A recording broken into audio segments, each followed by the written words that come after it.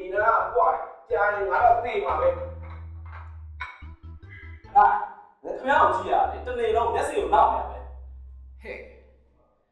ငါဘာတွေလုပ်နေတာလို့နေမြင်လေငါမှလေမနဲ့မိုးလင်းလို့မျက်စိတစ်လုံးပွင့်လာတဲ့ဒီရဲ့စားရည်တောက်ရည်တန်ရှင်းရည်ဝေယဝိဆအကုန်လုံးငါလုပ်နေရတာနေတို့ဒါတွေပြောလဲနေနားလဲမှာပေါ့ပြီးတော့ကိုစစ်ရှိတယ်သူဘာတွေကြိုက်တယ်လဲဘာတွေမကြိုက်တတ်ဘူးဆိုတာလဲငါမှဂယုကစိုက်ရတယ်နေပြောလဲနားလဲမှာမဟုတ်ရေးကြည့်ရတော့နေပဲရေးကြည့်ရတယ်ကိုစစ်ကအလုပ်ကိစ္စမေးဖြေနိုင်ဖို့နေစူးစမ်းတာကိုစစ်ကိုဒေါ်လာတစ်ယောက်နေမလုံးနဲ့တော့ဟဲ့ငါမှအဝိတွေစိတ်နှံ့ရှိတယ်သွားလုံးတော့ဟောစကားတွေပြောချက်တော်တော်ဆက်ပြောတာသူပြီးတော့သူတော်ပဲငါ့ကိုပြန်ပြော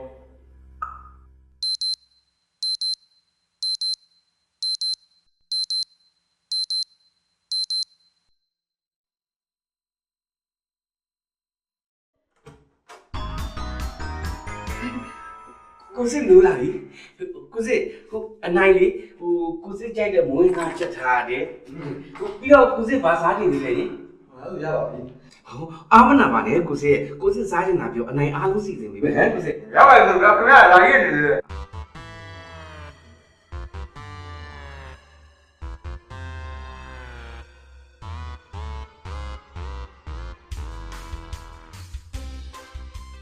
ဟာကိုစစ်ထိုင်ဟာအဲ့တော့မိုးနေရပေါ့မကြီးပြောင်းလို့ဘုံတော့စားချောင်းနိုင်လိုက်ရပြီးကြည့်ရမယ်စားကြည့်ပါကိုစစ်ရဲ့အနိုင်ရလေကိုစစ်စားနေတယ်လို့အပင်မခံပြီးတော့မနေ့၄နိုင်လေးကခါချက်ထားဟင်းကြီးလေးကိုအရသာရှိအောင်ငါခုလေးနဲ့ချက်ထားတာဟောဇပလင်လေးနဲ့ပုတ်လိုက်ကိုမင်းလို့ရဒီမှာလာတခါတလေလေးပါဇက်ပဲနေလို့မရတမတန်လုံးနောက်ကြီးနေအောင်ဒီမှာပြောနေတဲ့ဗဇက်ကိုတော့မပိတ်နိုင်ဘူးကြီးထောင်နေတဲ့နောင်တာပိတ်လိုက်ဟွန်းဒါမျိုးလို့အရန်မုန်းတာဘာမှလည်းမသိဘူးအေးကျုပ်ကလည်းခမည်းမုန်းတာပဲလို့ကျင်တာခမည်းချစ်မှတော့ကြောက်နေတယ်အမဒီရလေနေလို့နေတဲ့ဆိုကိုချစ်မယ်ထင်လို့လားဟဲ့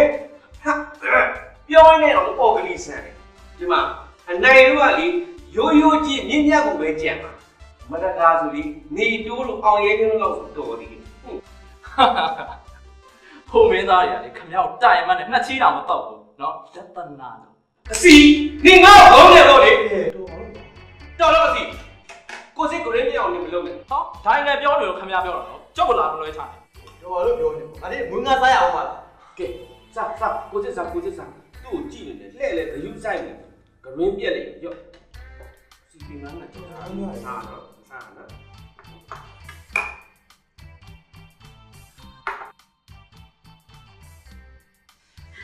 ကိုစစ်ဟိုအရသာအပေါ့ငါမလို့လေတော့ဝဲဟိုရှောက်ကလေးညံ့ဦးလားအရင်ချိန်ဝဲမကောင်းဘူးဟိုဒါဆိုတက်တော့စီကြလေးထည့်ပါဟုတ်ပါပြီနိုင်ရဲ့နိုင်လေရရှယ်ပါပဲသူအနိုင်လေးဝါဒနာပါလို့ကဘာပတ်ပြီးတော့စကူမှုလုံးလိုက်ချင်သေးမစိကွာနားကြနေကိုကတ်ခုမချင်ဘူးမြင်းကတ်ဖို့ကောလူတွေများတော့မြို့စင်းရောက်ပြီးညားလိုက်ကြအံ့ရောရမုန်းတော့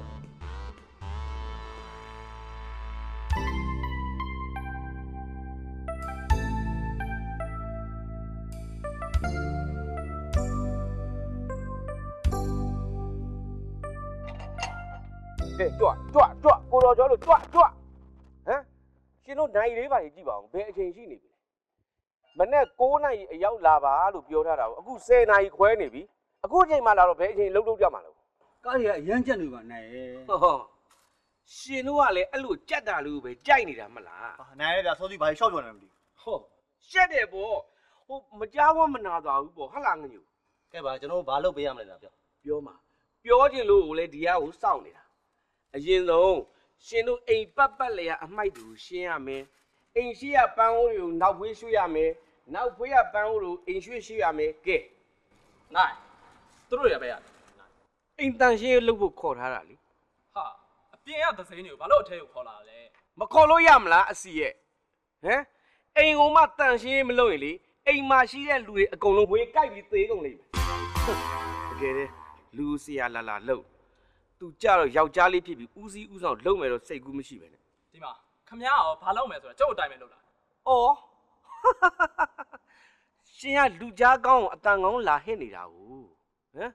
ဒီကရှင်ကိုပြောမယ်လို့တော့ရှင်ကအဖက်လို့လားပြောပါဦး ခမားနဲ့စကားပြောတာအပေါက်လိုက်အောင်မတည့်ဘူး မပြောနဲ့ဟေးမပြောနဲ့တကယ်တည်းတောက်မြစ်ကိုကတ်တယ်ဟွန်းဟဲ့နင်တို့ကဘာကြောင်ကြည့်နေတာ နာမည်ပါကိုင်းမဲ့စောင့်နေရလေ ဟောနင်တို့ငါပြောပြီးပြီလေပန်းအိုးကြီးရွှေ့ရပါမယ်လို့တကယ်တည်းလေငါဇူးဆက်နေတာကောက်သွားလိုက်ချင်တော့တယ်ကိုကအကောင်ကတစ်မျိုးဒီကအကောင်လေးကတစ်မျိုးလာလိုက်ခဲ့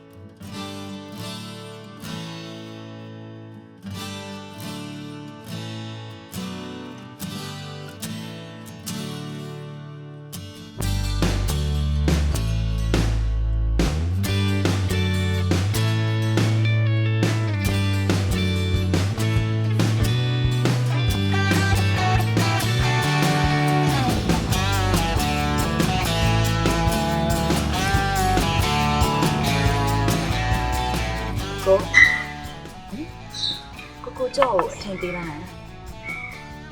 ကိုကဘာကိစ္စနဲ့ကြောက်ရှင်းပြရမှာ အော်ကြော့က club မှာလုပ်နေတဲ့မိန်းမတယောက်ဆိုတော့ကိုများ အတွေ့မချိုးရနဲ့ကြောက်ရဲ့ကိုလေးလူတယောက်ကိုအပေါ်ရန်ကြည့်လို့မဆုံးဖြတ်လူတိုင်းလွယ်မှာတတ်မှုရှိတယ်ကိုအားလုံးလေးစားတယ်တမိုးထားတယ် ကဲပါကိုရဲ့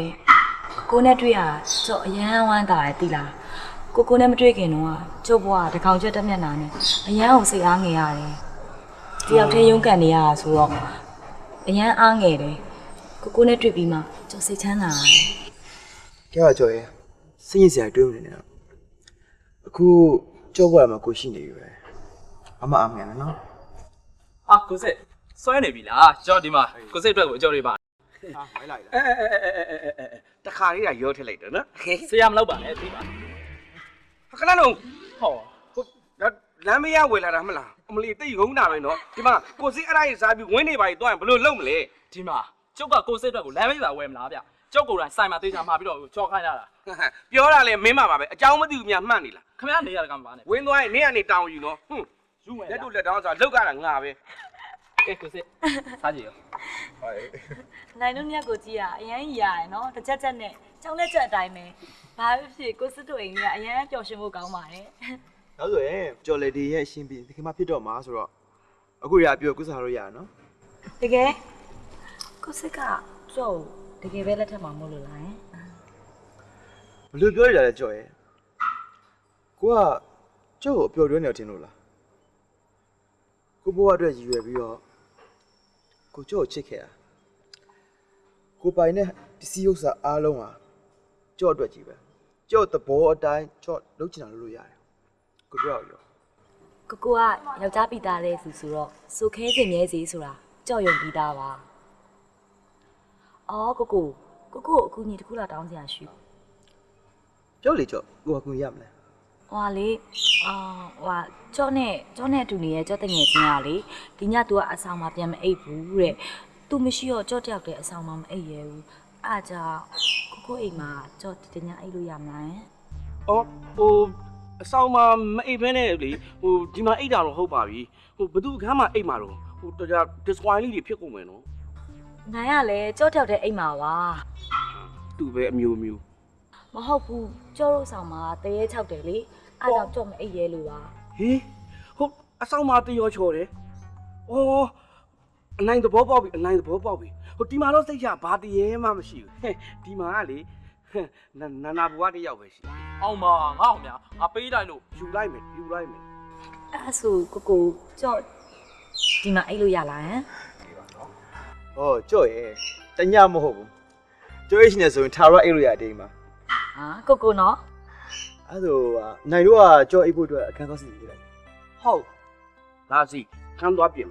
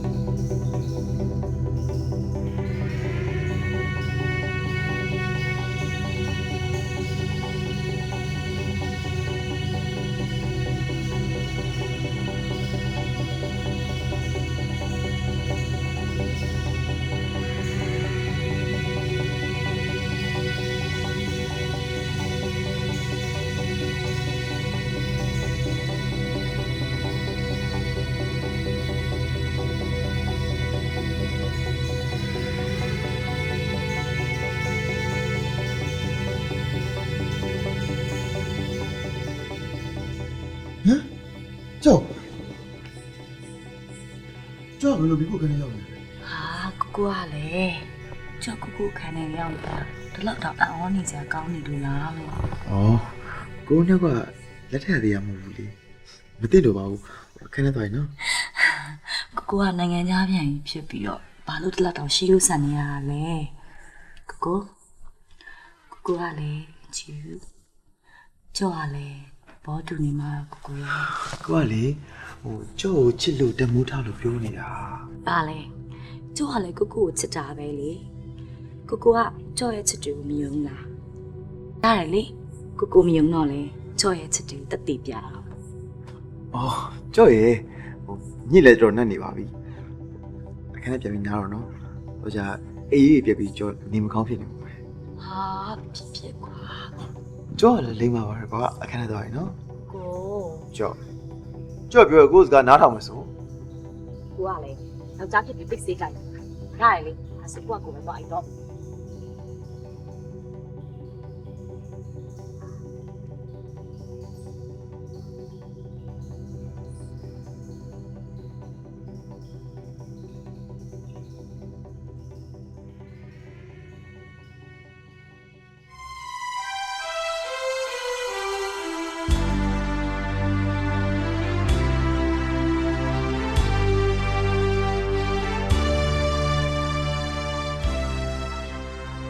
ကိုစစ်ကျွန်တော်လာကြောက်စင်နေပြီတော့ ဟေးထားကြလေပြင်ကကြည့်လိုက်မယ်အေးရောမကြီးပေးတဲ့ဈေးနေရာအကုန်ကြိုက်လား အော်ကြိုက်တယ်ကျွန်တော်3ခေါက်လောက်တော့ပြန်ဆက်တာလေ ပြရပါလားဆိုလဲမင်းသွားနိုင်တော့ ကိုစစ် อืม ကျွန်တော်ကိုစစ်ကိုပြောစရာရှိတယ် ဘာပြောမလို့လဲ ကျွန်တော်ကြောက်ရည်လည်းနဲ့ပတ်သက်ပြီးကိုစစ်ကိုပြောစရာရှိလို့ ကြွက်ကြည့်တယ်မင်းနဲ့ကြွက်တယ်ဘာကဲ့နေရှိနေလို့လဲ ဟုတ်မရှိပါဘူးကျွန်တော်ကိုစစ်နဲ့ပတ်သက်ပြီးတော့တတိပေးခြင်းလို့ မင်းကကြီးလိုက်လားပြောကြည့်ပါဦး ပွင့်ပွင့်လင်းလင်းပြောရရင်ကျွန်တော်ကြောက်ရည်တယ်မကြိုက်ဘူး ရီဇင်က သူလှုပ်တဲ့အလောက်ကသူကျင်လည်တဲ့ပတ်ဝန်းကျင်အားလုံးခြုံကြည့်လိုက်လို့ရှိရင်ဘာမှအားရစရာမရှိဘူးကိုစစ် အေးရော ဟိုကျွန်တော်ကိုစစ်ကိုဆက်ရလောက်တာမဟုတ်ဘူးနော်ကျွန်တော်ညီကိုလိုခင်လို့ပြောပြတာကိုစစ်ကကြောက်ကြည်တယ်ကိုလက်ထပ်ဖို့ဒီရည်ရွယ်ထားတယ်ဆိုတော့အဲ့ကိစ္စမှာဖြစ်တဲ့ကိုစစ် အေးလေဒါကတော့မင်းရဲ့အမြင်ပဲငါမငင်းပါဘူးလူဆိုတော့လွတ်လပ်စွာတစ်ခေါက်ပိုင်ဝင်ရှိရပဲတခြားဘာပြောစရာရှိသေးလဲ အော်မရှိတော့ပါဘူးကိုစစ် အဲ့ဆိုမင်းတော့နာတော့ ကိုစစ် ဘာလဲဘာကြံသေးလို့လဲ ဟိုမရှိတော့ပါဘူးကျွန်တော်ကြည့်သွားချိုးလိုက်တော့မယ်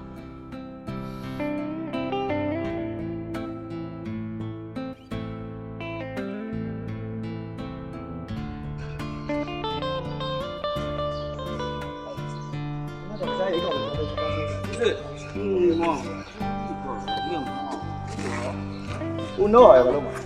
ကိုဥစားကြည့်လိုက်တော့ပါလေအဲ့ရမထုတ်သေးဘူးလား ကို အချော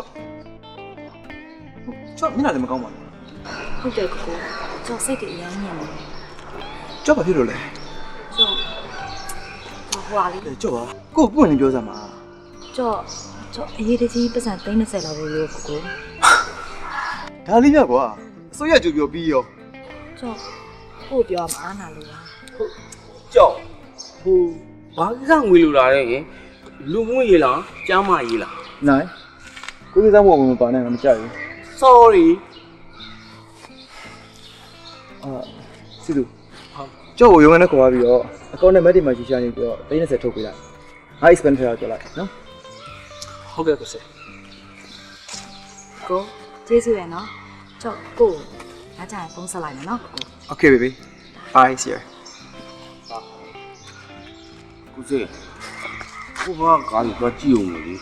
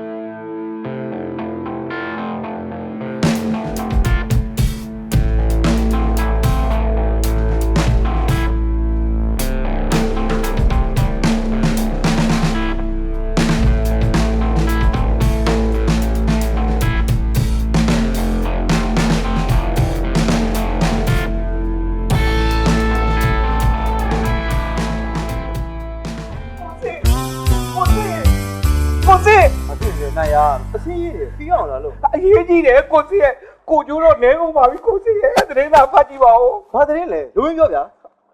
ကြောက်ဆုံးပြီကိုစီရဲ့ဟောဟုတ်တယ်ကိုစီကြောက်ဆုံးပြီ ဖေဖေရှင်ပြောတယ်ဗျာ ဟာတကယ်ပြောတာကိုစီရဲ့ဒီမကြီး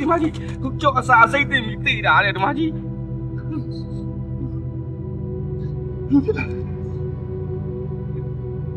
ကျောက်ဘူးကျင်တာလေ မသိဘူးကိုစီရဲ့ဟိုရဲခွေးရတော့လေအမှုမှအမြန်ဆုံးပေါ်အောင်တဲ့အပူတပြင်းစုံစမ်းနေတယ်တဲ့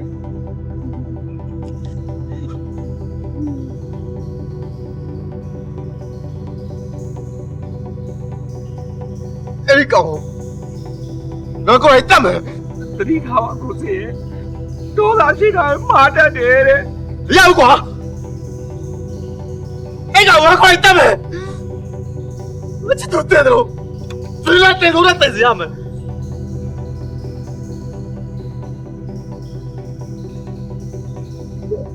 တော့မတရားဘူး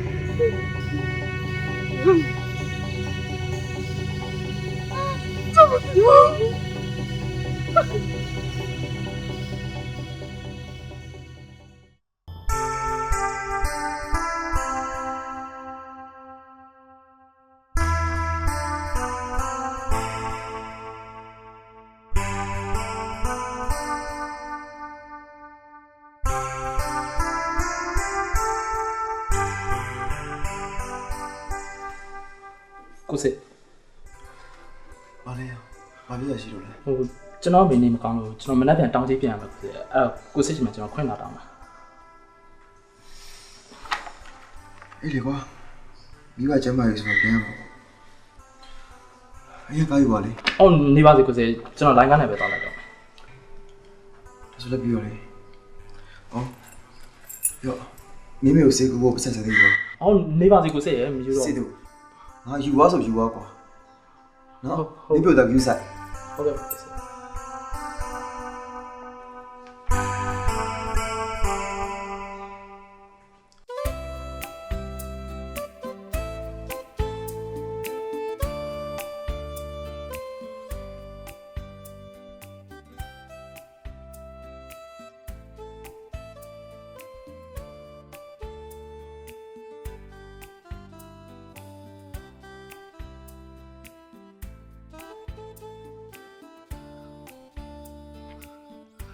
ကိုစစ်ဒီမကောင်းလား သူ့ရောအဲ့ဒီကောင်းနေတယ်ဟုတ် ကြောက်ကြည့်သူရဲ့အကြောင်းဆိုရင်တော့မေ့ထားလိုက်ပါကိုစစ်တည်တဲ့လူကလည်းတည်သွားပြီပဲအချိန်တိုင်းမှာကိုစစ်သူ့အကြောင်းတွေးနေကြရင်ကိုစစ်ပဲကျမ်းမာကြီးထိခိုက်လိမ့်မယ် ညစ်တယ်ကွာဆောင်းရတယ် ကိုစစ်ဟိုစိတ်ပြေလက်ပြောက်လေးဖြစ်သွားအောင်လေပျော်စင်ညွန့်သွားမလားဟိုတခုခုဆိုင်နဲ့လေကောင်းလေတန်လေးရှူကြရတာပေါ့လို့ အေးကွာပြောနေကြတော့မယ်လား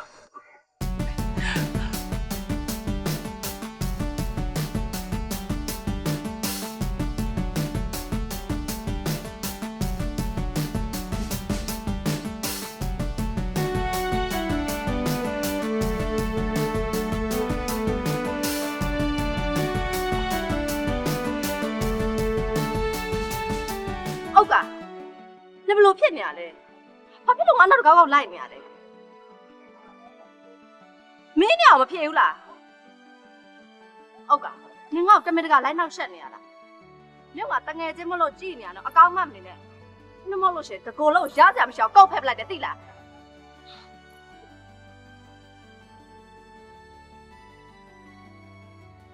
ဟောကြည့်ဟုတ်ကဲ့နင်ဘယ်လိုဖြစ်နေရလဲလို့ငါအသေးရှားလာပြီနော်နင်ဘာပြောမှလဲပြောချက်ရှိလဲမြန်မြန်ပြောပြီးရင်ပြန်တော့နေ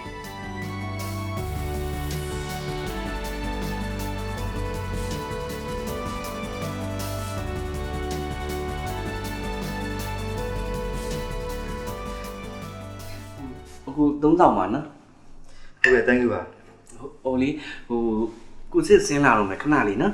ဟာဟုတ်ကဲ့ရပါဗျာဟာကိုဆိုင်မင်္ဂလာဗျာအာကိုစင်မင်္ဂလာပါဗျာခုတော့ဒီမှာကိုဆိုင်ရဲ့ကြော်ညာခဏတွေ့နေတာနော်အောင်မြင်မှုတော့ဝမ်းသာပါဗျာဟာတွေ့ရှင်ကျေးဇူးပါဗျာ အော်ကိုစစ်တို့ပြောကြအောင်နော်ဟိုအနိုင်လေးမိဖို့ကြောင့်မှာဟင်းအိုးလေးတစ်ထောက်သွားလိုက်မှာလူငန်းခေါ်လိုက်လေနော်ကိုစစ် ပြီးတော့ ဒါနဲ့ကိုစင်မင်းကြော်ညာမှာကားကြော်ညာနော် ဟုတ်တယ်ဗျဟောကျွန်တော်တို့တင်သွင်းမဲ့ကားတွေကိုကျွန်တော်လည်းမလို့ ဟောအဲ့ဒါဆိုရင်အခုလောဆယ် current ဖြစ်နေတဲ့ model တွေကဘယ် model များသုံးဖို့စဉ်းစားထားလဲ ကျွန်တော်ကတော့နာမည်ကြီးဆိုတာတဲ့နည်းနည်းသိမိုးတွေကိုပို့အားရတယ် ဟာကြိုက်တယ်ဗျာကျွန်တော်တို့အဲ့လိုလမ်းဟောင်းတွေကိုရှော့ရတဲ့ဆိုင်လက်တစ်ကိုဖောက်ရတာကျွန်တော်ပူပြီးဝါသနာပါတယ်ဗျကိုစင်မင်းနဲ့ကျွန်တော်နဲ့ idea တူသွားပြီဗျာ အခုကျွန်တော်စဉ်းစားမိရတခုရှိတယ်ဗျာမိနစ်တွေခေါ်ဖို့အတွက်ကိုကျွန်တော်တို့ online ကနေပြီးတော့ကြွညာထည့်ပြီးတော့အရေးကြီးရှိတဲ့လူတွေကိုရွေးထုတ်မကောင်းလား ဟာကောင်းတာပါဗျာရွက်ပုံးသီးလေးတွေလည်းအခွင့်အရေးရတာပေါ့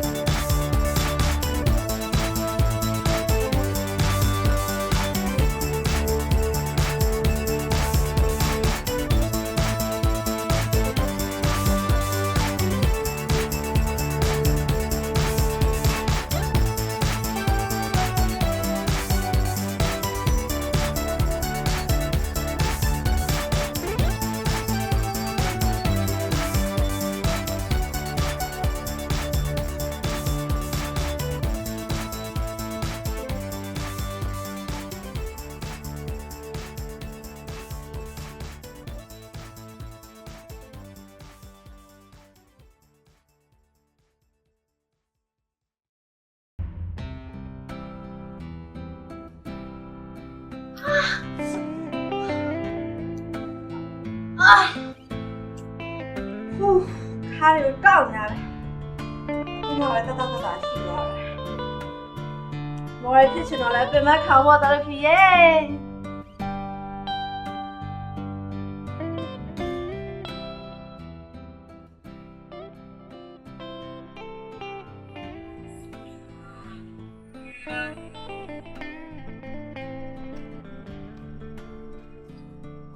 ဖုန်းနံပါတ်အစင်းဘယ်ဖုန်းနံပါတ်ဟယ်လိုဟုတ်ကဲ့တယ်လီပြောနေပါတယ်ရှင်ဟယ်လိုဘယ်သူလဲမသိဘူးဟယ်လိုကြားရလားမသိဘူးဖုန်းခေါ်ဘာမှမပြောဘူးလားယင်တစ်ဖက်ကနားထောင်နေရအတန်နေကြားရနော်တော့ရှူတာကြားနေရဘာမှပြန်မပြောဘာတူလဲလို့စိတ်မရှိတော့ဘူးနော်ဖုန်းတည်းရဲ့လားရရလေတရဖီကိုလာစမ်းနေရလားဒီမှာဒီရလဲဖုန်းသက်စေပဲသဘောပေါက်လား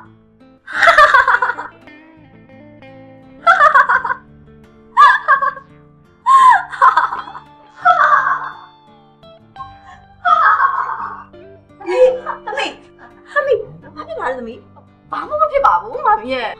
ရဲ့တယောက်တည်းရည်နေလို့မင်းမစိုးရင်လဲရတာဘာလို့အယူထနေတာလဲ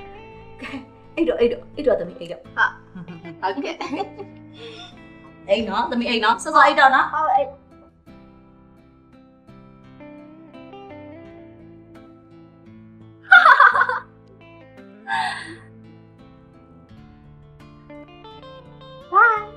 Happy good night.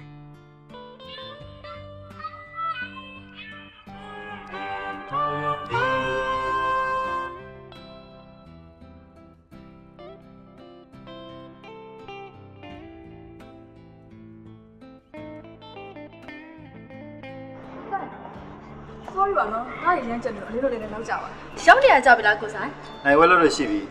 ဒီထိုင်းလေးလင်းတော့ ။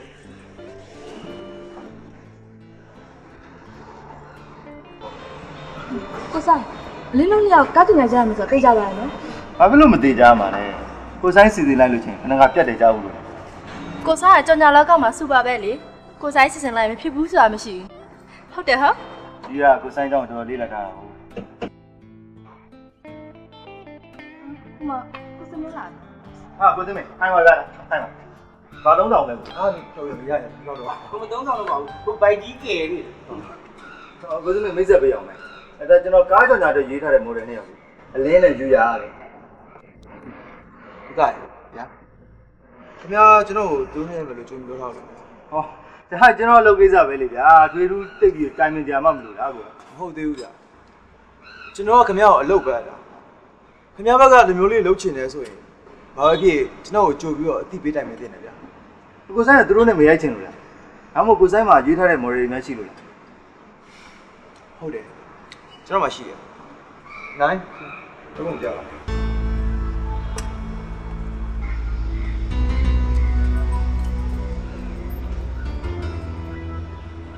မော်ရယ်ဒီမှာကာလာဆိုတာရှိတယ်ဗျာကိုကြော်ညာမဲ့ကုန်ပစ္စည်းလိုက်မော်ရယ်တယောက်ကိုရွေးတတ်ရတယ်ကိုစမင်းယူလာတဲ့မော်ရယ်ကကြတော့ကိုစမတ်တစ်ကြော်ညာနဲ့ဆိုလို့ရှိရင်အရန်ကိုဟမ်မော်ရီဖြစ်တယ်ဗျာအခုချိန်မှာကျွန်တော်ကားကြော်ညာဆိုတော့မလိုက်ဖက်ဘူးဖြစ်တယ် ကျွန်တော်ကအဲ့မျိုးတော့တိတ်နားမလဲဘူးဗျာဟိုဘာဖြစ်ကျွန်တော်ကားကိုဝယ်တဲ့ဘီကလွယ်ပြီးတော့ကျွန်တော်မကြော်ညာ ဒရိုက်တာတယောက်ကို respect ထားတဲ့အနေနဲ့ကိုစမင်းမစင်းစားတတ်တော့ဘူး အားရနာပါဗျာတဲ့ဘီကလွယ်ပြီးတော့ကျွန်တော်မရိုက်နိုင် ကျွန်တော်လည်းဒီကအလင်းနဲ့ယူရလွယ်ပြီးတခြားဘူးနဲ့မှမရိုက်နိုင် ဟိုအဲ့ဒါဘယ်လိုလုပ်ကြမလဲ ဟာဒါတော့ရှင်းပါတယ်ကျွန်တော်မှာရှာပေါ်မျက်ပေါက်သွားစီအမှုပညာယုံကြည်ချက်ဆိုတဲ့အကြောင်းမရှိတယ်ဒီကြော်ညာကြောင့်မရိုက်နိုင်တော့ပြ ကိုစစ်ကိုစစ်ရလေဟိုပြေးလေအကြောင်းပြောရမယ်ဟာ နိုင်စိတ်ရရှာမရှိနဲ့ဟုတ်မလား ။သွားပြီ။သွားကုန်ပြီယူရရင် ။အေးဟဲ့အရက်ဘိုးတွေတယောက်မှမရှင်းပါဘူး ။လွှဲလိုက်ကြ။နော်လွှဲလိုက်ကြ။ဒီရဖို့ငါတို့ပဲစိုက်ရှင်းရမှာပေါ့ ။အေးပေါ့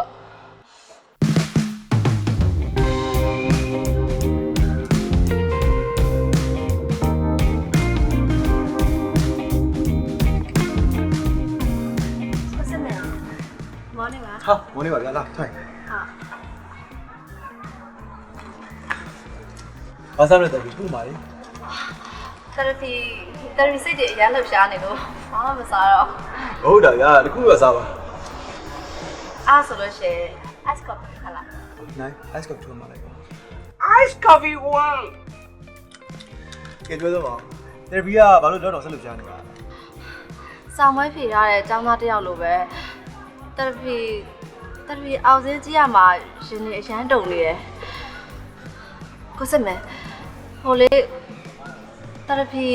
အဆင်ပြေပါမလား တယ်ဘီကလည်းကွာတဲလက်ရှေ့သားနဲ့ဘာလို့ကို self confidence မရှိရလဲ ။ဟုတ်အားဆို therapy ကိုစစ်မယ် နောက်တော့ကျွန်တော်တယ်ဘီကိုကားချွန်ရိုက်ဖို့ program နဲ့ရွေးလိုက်ပြီ ကိုစစ်မယ်တကယ်ပြောရလားယင်ဟာပြောလိုက်တာ ဟိုထူရတာလေဟိုတရရိုက်မဲ့ကားကြော်ညာကိုစစ်ကိုနိုင်ရိုက်တာလုပ်ရိုက်မှာ ဟုတ်လားအားဆိုလို့ရှိရင် therapy တော့ပို့ပြီးတော့အဆင်ပြေသွားတာပေါ့ ကျွန်တော်ကြည့်ရတာတခုရှိတယ်ကျွန်တော်ကြောင်ညာကိုလေဟိုအကလေးနဲ့ရိုက်မလားလို့ အဲ့ဒါတင်မျိုးကအချိန်ပြနိုင်မယ်ဆိုရင်ကျွန်တော်တို့ဒီ live and dance က comment ထွန်းတဲ့ဆရာ train မလား ဟုတ်ကဲ့ကိုစစ်တတ်ပြီးတင်ပါမယ် စားပါအောင် တော်ဒီမစားတော့ဘူးတော်လုံးလုံးဘိုက်တွေပြည့်နေမမီရဲ့တမီးကလေကြော်ညာမော်ဒယ်ဖြစ်ပြီ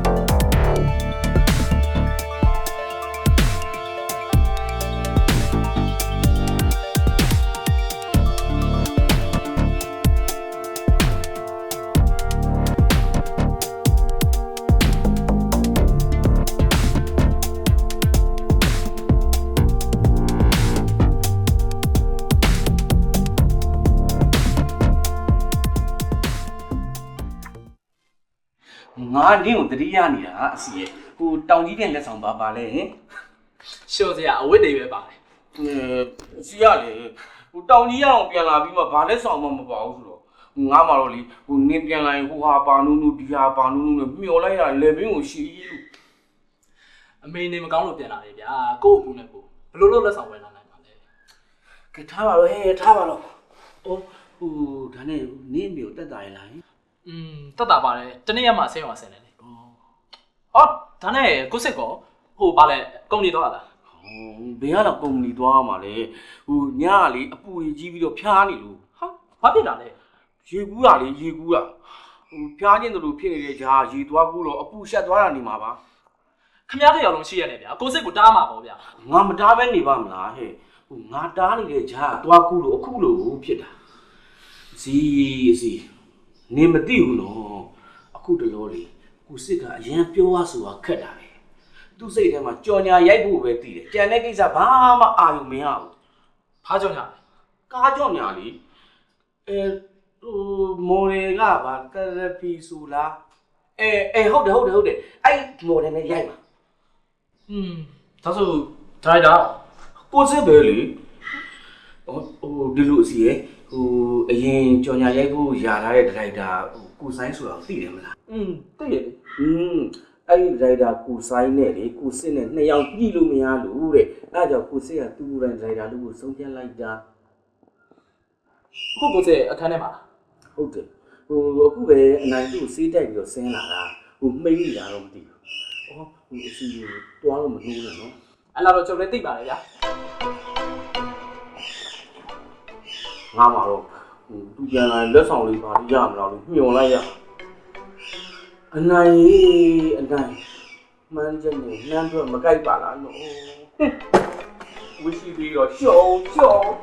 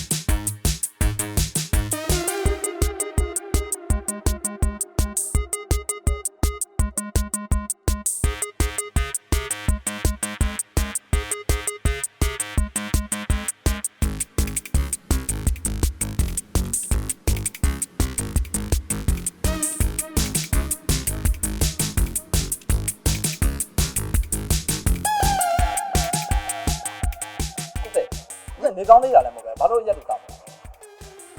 ငါကြက်လို့တောက်တာကွာကျင်း အပြင်မှာလူစင်းနေတယ်ဒါပါကိုစစ်ရဲ့အထဲတော့အောင်နော်ကိုစစ်ပြန်ထောင်းနေပါမယ် ဒီကအာယုံလာစားတယ်ဒီကငါခံစားနေတယ်ကွာ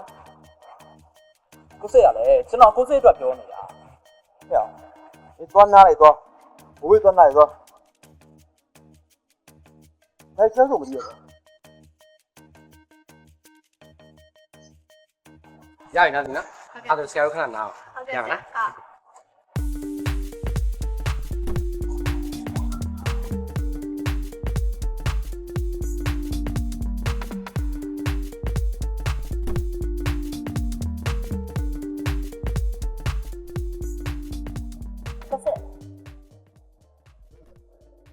Okay, what is it? ကိုစစ်တရပီကတာစင်ပြီလား ပြပါတယ်ကောင်းပါတယ်ကိုကြည့်နေရပဲဒီခုတော့လေဘာတော့ပါလဲ ရှိရတော့ဟာ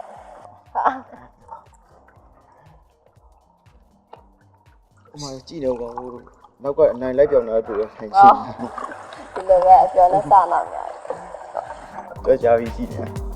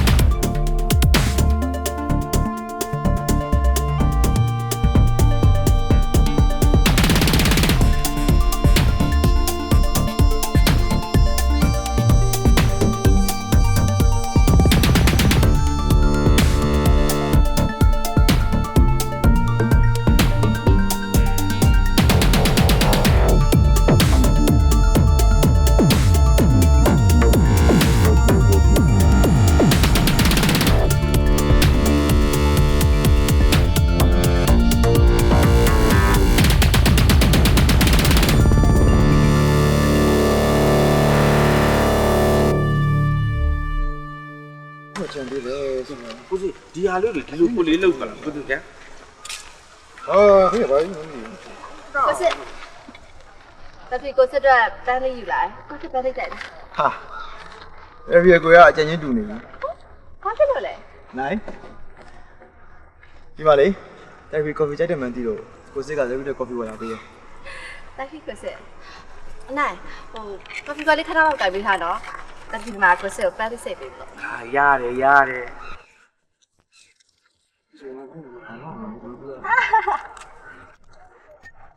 ကိုစစ်စားပါ Thank you အော်ကိုစစ်ဟိုညနေကြလို့ရှင်တပီတို့အိမ်ကိုထမင်းလိုက်စားရမယ်နော်မငင်းအောင်နော်မမီကလေကိုစစ်စားဖို့ဆိုပြီးတော့ပြင်ဆင်ထားပြီ ဟိုကိုက therapy ချက်တဲ့လက်ရောက်စားကြတယ် တပီကလေထမင်းချက်လို့ရှင်ပြောတဲ့ခါပြောသွားပြန်ရောအမားတဲ့ခါကြပြန်တော့လဲမာရောဒါမဲ့လေတော့ချက်တယ်ကြောက်ကြော်တယ် ဘာဖြစ်လဲကွာ therapy လက်ရမြည်ဖို့ရရှိအောင်လိုက်စားအောင်လေ မလီမလုံးလိုက်ပါနဲ့ကိုစစ်ရဲ့အားနာစရာကြီးဖြစ်ကုန်တော့မှာပေါ့မမီလိုက်ရပဲစားနော်မမီဟင်းချက်ရမ်းကောင်းတာကိုစစ်ရဲ့ ဟိုတယ်ပြီးဟိုအနိုင်အောင်လဲခွာမလို့အနိုင်ကိုတယောက်တည်းတော့ချမ်းမထားခဲ့ရအောင် အနိုင်လဲလိုက်ရမှာပေါ့အဲ့ဒါမှပိုပြီးပြောစရာကောင်း ဒီကပါခြင်းတယ် စားနေတာကိုကိုစီက အဲ့ဒါစားပြရင်အဲ့စုံခဲ့ရနော်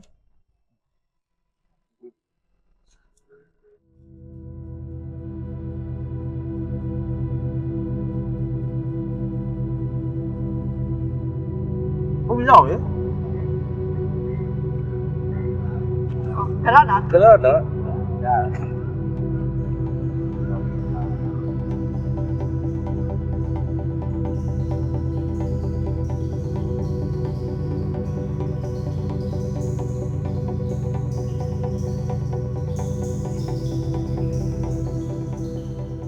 တားနာမယ်ကိုလေသမီးလေးကခဏခဏပြောလို့အန်ဒီသိနေတာကြာပြီကွယ် ဟုတ်ကဲ့တွေ့ရဝမ်းသာပါတယ်နိ အန်ဒီကလည်းဝမ်းသာပါတယ်ကွယ်တားညမတွေကတားသိတဲ့အတိုင်းပဲကြော်ညာမော်တယ်အရန်ဖြစ်ချင်နေတာအခုတားအစီအစီမင်းရိုက်ပြီးတော့လေခမညာမှာပြောနေရှာတာ ဒီကကျိုးစားပါတယ်နိကဟိုဒီချင်ရပြီးွားရင်နောက်ထပ်သူ့အတွက်အမှုပညာအခွင့်အရေးအများကြီးဖြစ်လာအောင်ပါ ရလာမှာပဲတားရေနမို့ဆိုလေတားညမကလေယူမြယူသွားမလားမသိဘူး မမီကလည်းပြောရမယ် ဟောတားလို့ထည့်စားကြတယ်တားရေဒီကောင်ဘာမှလည်းမထည့်ဘူးကြရောစား သားမန်ဒီသားကိုစစ်ကလည်းအားနာမှာတဲ့လားအနိုင်ရတော့လေစားတော့နဲ့ပတ်သက်လုံးဝအားမနာ ဟဲ့စားပါတော့အန်ဒီကလည်းဒီသားလို့စားဖို့ချက်ထားတာ ကဲ အော်အခုမှသတိရတယ်သမီးဟိုညက်နေရဥက္ကလာသွားတယ်ဟိုသမီးစားဖို့ဆိုပြီးတော့ဒီဝက်နိုင်ရိုးပေါင်းနေပို့သွားတယ်အဲ့တော့အမေမေ့နေတာတွားယူလိုက်အောင်မယ်နော်တွားယူလိုက်အောင်ခဏ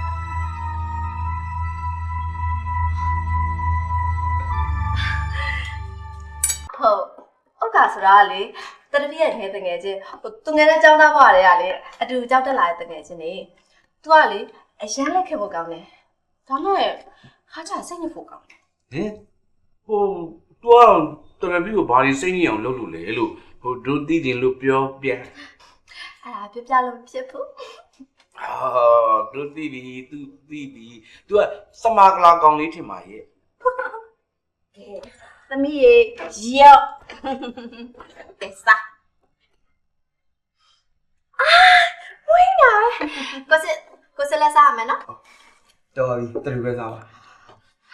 အဲ့ဒါလည်းပြီးရောတတတိဆွဲပြီ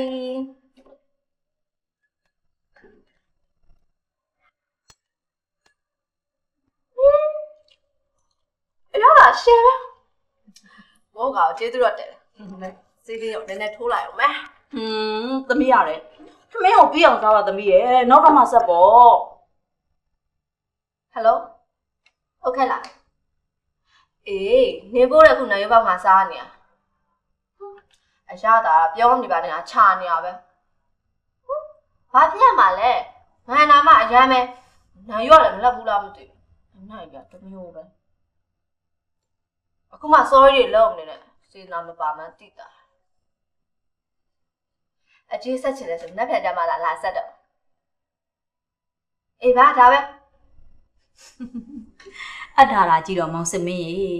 တားရဲ့ညီမလေးကလေအခုချိန်ကြီးကလေးဆန်တော့ပြီးတော့သူတို့နှစ်ယောက်ကတဲ့ကြတာမဟုတ်ဘူးအခုရန်ဖြစ်တဲ့အခုပြန်ချစ်လိုက်မုံလုံးစက်ကူကတ်နေကြတာ မမီရဲ့သူ့ကိုတမင်တကာကြက်ချင်လို့စလိုက်တာပါမမီမယုံစောက်ကြည့်လိုက်အဲ့ခွေးကောင်နဲ့ပြန်အေးရောက်လာလေ ကဲဟုတ်ပါပြီကဲထမင်းကိုဖြောင်ဖြောင်တန်းတန်းအေးစစ်စစ်စားပါတားတို့လည်းစားကြ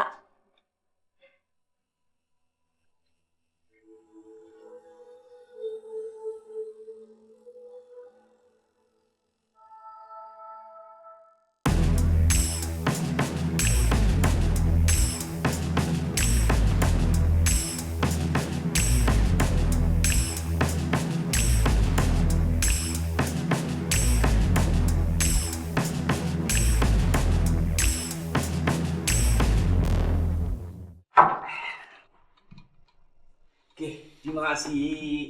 နင်းအတွက် ဟာအဲ့အမေကကြောက်မချိုက်ဘူးလေဗျာ ဟဲ့ငါမရှိရှိတာလေးကိုကြံဖန်ပြီးလှုပ်လာရတာဟဲ့နင်းကဒီမှာအခန့်သားထိုင်ပြီးတော့အယိုးများလေးချီကားသေးတော့လာမလုံးနဲ့နင်းကနေမြည်ရင်မြည်ရင်လေ ဟာတခုတော့လုပ်ပေးဗျာ ဟာနင်းနဲ့စကားပြောရလေကောင်းရင်မောင်းစားပြီးတော့ပလွေမှုတ်နေရတယ်လို့ပဲတော်တော်လက်ပေါက်ကတ်ငါ့ဟိုသာမြည်လိုက်တော့ဟေးငါ့ဟိုသာမြည်လိုက်တော့ ဟာအနိုင်တော့လှုပ်တော့မယ်ကွာ ဟုတ်တယ်လေငါလည်းနင်းကိုမရှိရှိတာမြည်ခိုင်းရတာပဲ ကဲဗျာအဲ့ဆိုလဲဟိုကြောက်တလုံးတော့ကြောက်ပေးနော်အဲ့ဒါလေးတော့ကုညီနော် please ကြော်ပေးမယ်ဟေးကြော်ပေးမယ်လုံမပေးမချင်းကိုငါနားရေးပိုင်းနေရမှာမဟုတ်ဘူး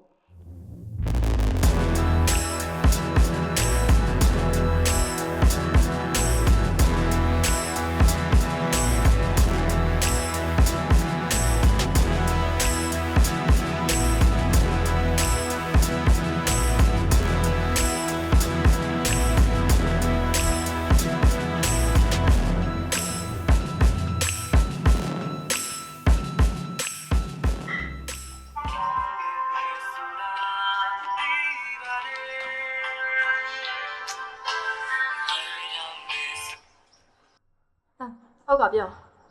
ချစ်ခုဘယ်မှာလဲ နေဘာပြောစရာရှိလို့လဲပြောစရာရှိတဲ့ဟာနင်မြန်ပြော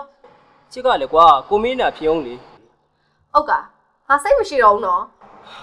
ကိုပြောတာဆောင်းကနားထောင်ပါအောင် ကပြောလို့မဟုတ်ဘူး ကိုကိုချစ်ပဲပြောထားတယ်လေချစ်ပဲယုံလေးတစ်ကောင်လိုချင်တယ်ဆိုအဲ့ဒါကိုယုံလေးတစ်ကောင်ရထားတယ်ချစ်လေးကိုလက်ဆောင်ပေးချင်တယ် ဟုတ်ကနေတကယ်ပြောလား ကိုဘယ်တော့ချစ်လေးကိုလိန်ဘူးလို့လဲ ပြောပါကြာနင်ကလေအဲ့ရုပ်လေးတကယ်လက်ဆောင်ပေးပါလား ပြီးမှာပေါ့ပေးချင်လို့ချစ်လေးကို contact လုပ်တာလေ ဟုတ်ကနင်တို့ဒီတစ်ခါတော့တကယ်ကျေးဇူးတင်တာတိလား ချစ်လေးကိုစီဘယ်တော့လာမှာလဲဒီပြင်ဂတိမဖြတ်ချင်နော်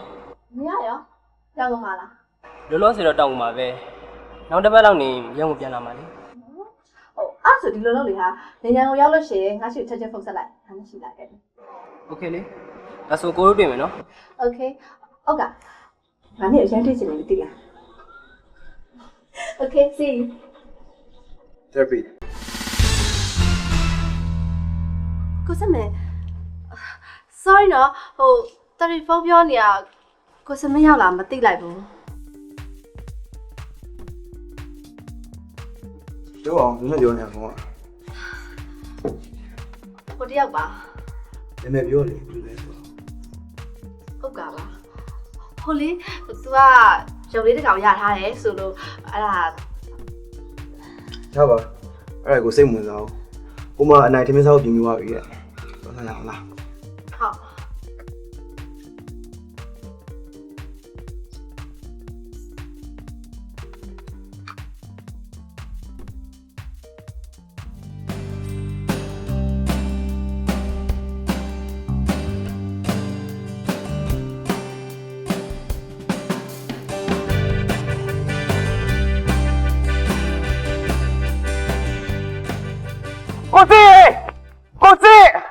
ဟုတ် ကိုစီ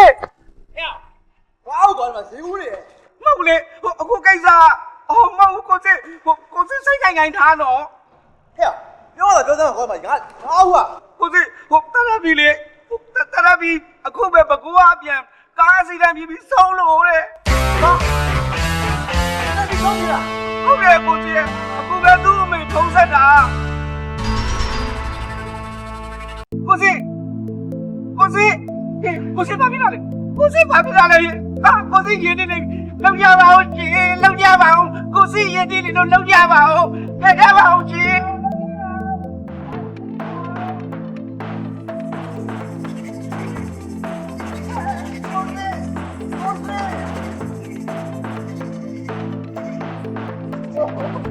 ကိုစစ်ကိုစစ်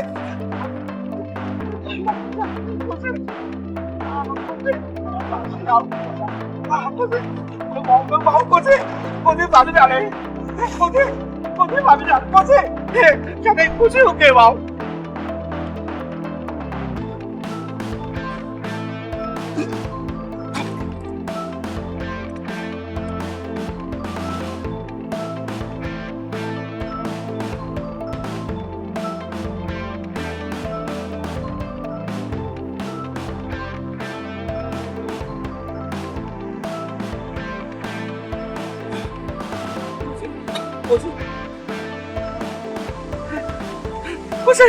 ကိုစစ်တည်းရလာပြီကိုလာလိုက်တာအနိုင်ပါလေကိုစစ်တခုခုပြစ်ပြီလားလို့စိုးရင်ရကိုစစ်ခြားတယ်ကိုအနိုင်အရင်ကြီးသူတွေ့တယ်နော်ကိုစစ်မှာခြားတယ်ပေးတဲ့အတက်ပဲရှိတော့တာဟာ ဟုတ်ရပါတယ်ကိုရဲ့ တဲ့ငါညီလေးနေပဲ တော်စင်ဦးမှာကို မင်းကိုကျေးဇူးတင်တယ်ကွာ ရတယ်ကိုအမလေးဒီတော့အော်တော့ထိုင်နေဟုတ်လား